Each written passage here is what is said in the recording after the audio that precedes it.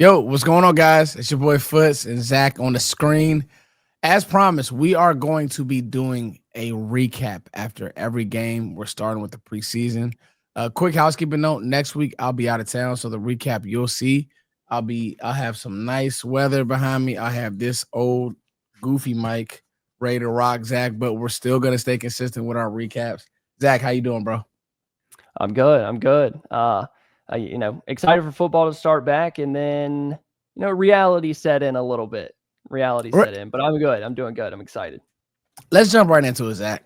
We were talking pre-show, and obviously the Cowboys just played the Rams, and they scrimmaged the Rams earlier in the whole bit. But let's start with the amount of people that didn't play tonight. I know I had a problem with that. People are gonna say, "Fuss, you're nitpicky." I'm just gonna speak for myself, and I want your thoughts.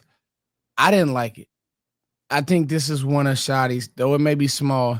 I kind of think it's a misstep here. Tyler Booker should have played. I don't think there's any excuse for a lineman who needs to be physical, who, if you don't play him in this game, you're not going to play him in the last preseason game, so maybe the next preseason game, Zach. But you want his first live work to be against a Philly D-line that gets after it. They're going to, I'm pretty sure, get Jalen Carter matched up with Booker at times. So I didn't like that. I didn't like I just didn't agree with that many starters not playing. I'm 100% with you. I thought BB should have played too, at least for a little bit. Like, there were guys that weren't even dressed. Like, I mean, there was no chance they were going to play. And I can't remember. I think it was Todd Archer posted the tweet of like, these guys aren't playing, and the list goes on. And it was just all 240 characters taken, because there might have been one, two, maybe guys that are going to play significant. They even sat Kyer Elam, and I get that he's had a good camp, that he's done some good things here and there, but like, those dudes need to play. Like you said, new scheme, offensively and defensively. So yeah, maybe we'll see some more next week. You don't really want to play them in the third preseason game. And we were talking about this pre-show as well. Jamar Chase, Joe Burrow, Patrick Mahomes was out there. So it's like, I don't see a reason. I get you're scared of injuries, but there's 17 games in a season. These guys got to stay healthy regardless. So just to see them out there and get one or two drives, I think would be good. Let's talk about the bad, Zach, and let's get right into it. I like to, the good, bad, and the ugly. Well, we're gonna go the bad, the good, and the thoughts. Yeah. To me, we'll jump right into it. I thought it was a mixed bag from Joe Milton. I saw people kind of taking a victory lap either one way or the other. Oh, Joe Milton can't play. I told you guys to relax on Joe, blah, blah, blah. Then it was like, he obviously had the overthrow to Flournoy. That was bad. Like, that was like the touch in the red zone could have been better, stuff like that. I also did not think the offensive line played well at all. Like, Awesome Richards, I don't even know if I'm in on him anymore. Just like, what are we doing? You're not lining up correctly. Took away points, I feel like, because Phil Maffa, we'll get to him, had a good game. Zach, he had a really good game. I thought that, the defense was just okay. We'll talk about some good on the defense, but I thought that was the headlining piece of it to me. Joe Milton could have been better. Now, he did throw a touchdown, he threw or had a touchdown. Yeah.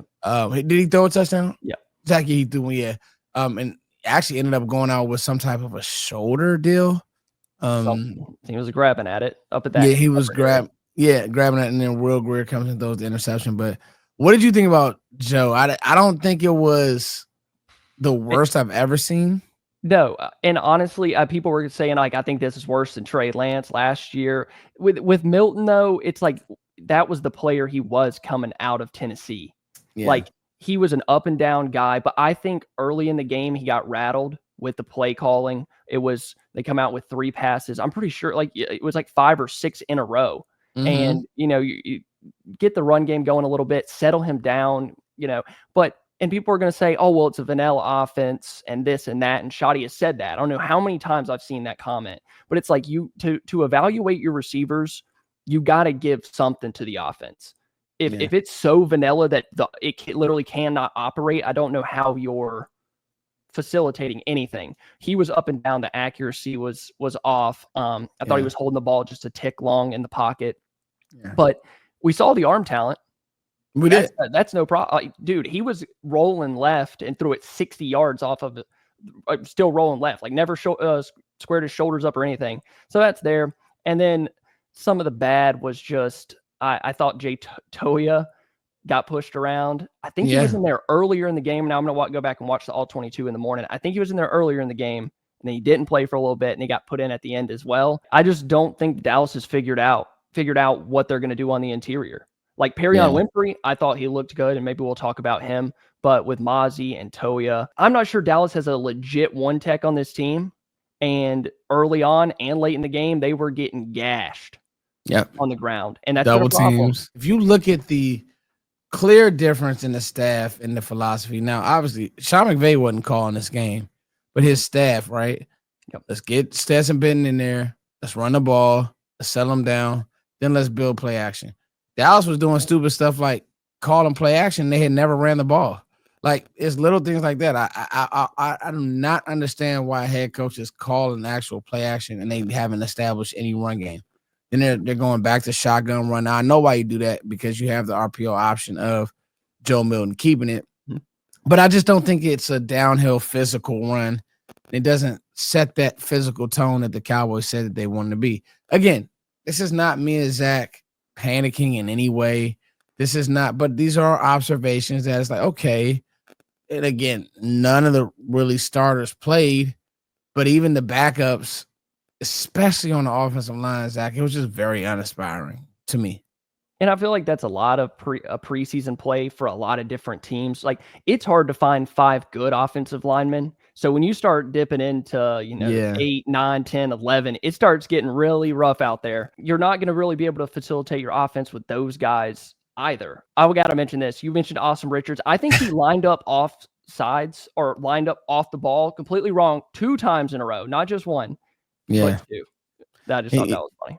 That was funny. The right tackle, whoever was playing it at the time, because it was Lyle Collins got some burn there. Yeah. The rookie got some burn. They were getting beat. I mean, there was a few plays I'm like, this could have been a holding call. So that's the bad. We don't want to be negative Nancy. Let's get to the good.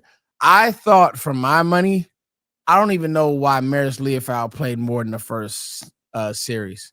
Like, that was nuts. The way he was flying around, making plays, clearly moving at a faster speed, better speed than anybody on the field. Yep. And I thought that Phil Maffa played good. I thought Phil Maffa, to me, showed his weight in gold in the NFL. Physical.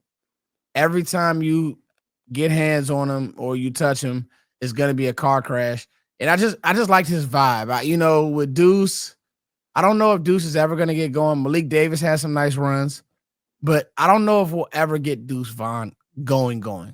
And I like Phil Maffa. Who'd you like tonight, Zach? I'm with you on Marist. They had him running down on special teams, I think like the 3rd drive of the game. And I'm like, what is he doing? Get him off the field. Get him off the field. He was, between the offense and defense, the first 2 or 3 drives that he played, he was the best player on the field. He's playing at a different speed. He looked completely different. And that is a guy that we're talking about that is going to make a difference in 2025. Like, he's going to get legitimate burn in the regular season. With Phil Maffa, I'm with you on him too. Like, he just looked different. He's 230 pounds and he moves really well. And every single time someone tackles him, he's punishing. Yeah. And I think he could be that short yardage back. I think he had one opportunity on the goal line, if I remember correctly. I think he slipped, but he could be that short yardage guy. He, didn't put the ball on the ground, looked good, had a little bit of burst to him. I thought he was the best back. Malik Davis as well. Lastly, Israel Mukuamu. Had the interception. I feel like every single time Izzy's on the field, he makes a play. He might give up a play, but he makes a play. It's happened ever since he got drafted in 2021. Every year, somebody tweeted, "There's the preseason can officially start. Israel Mukuamu has an interception." Like, that's just how it feels. That's a guy that could play the nickel. I want to see him play. So I was happy for him. Yeah, no, I mean, listen, Zach, I think you hit those names on the head. And what I wanted to ask you was, okay, this next preseason game, I'm looking for Joe to settle down. I'm looking for these other receivers to get going. I thought Flanoy did a good job of getting open. Just him and Joe weren't on the same page. But what are you going to be looking for in the next preseason game? I know it's just early, but just give me one thing. Is it okay, Shoddy? Just settle the game down. Let's get some runs called, stuff like that. What are you looking for in this next game? So this is Shoddy's first head coach gig ever. He has Ever. never had to go through a training camp, go through preseason games, and get to the regular season. I think he's going to figure it out a little bit more. I mean, he's been the offensive coordinator. He's kind of seen how other coaches do it. He's trying to find his own groove on how to get to the season healthy, but also get these guys to where they're ready for the season. Maybe a little bit of an overreaction sitting everybody early on. Maybe next week we see Shoddy kind of get the starters in there for a drive or two, get the energy up a little bit, and then Joe get in the game. And like you said, hopefully a more settled down Joe. But I'm looking for Schottenheimer to have a plan in week 2. What are you doing to get ready for the season, but also keeping guys healthy and just putting it all together and getting the vibes up for week 2? Getting the vibes up is key. And I love our vibes, Zach. And I think that if you guys stay with us, you guys will get the vibe. So keep this in mind, all right? We're still in preseason too, right, Zach? Yeah. We're going to be doing recaps after every game. And we'll actually be going live. So we'll give you guys, we'll try to get to like an hour, just depends on the game. Or like I know week 2, we have a 1:00 game. So we'll be able to give you guys more of our time. Week 1 may be tough because, again, it's Thursday night. The game will probably be over, at midnight, Zach? Yeah. Maybe 1:00. You never know. And so that may be tough. I may be on the like this. So, but you guys, thank you for trusting us. Thank you for rocking with us. And this is kind of like the preview of it. And again, it's preseason. Don't jump off the bridge. Don't, the Cowboys are going to go 0-16. No, it's preseason. They didn't play anybody and they did keep it vanilla. We just want to see things a little bit different.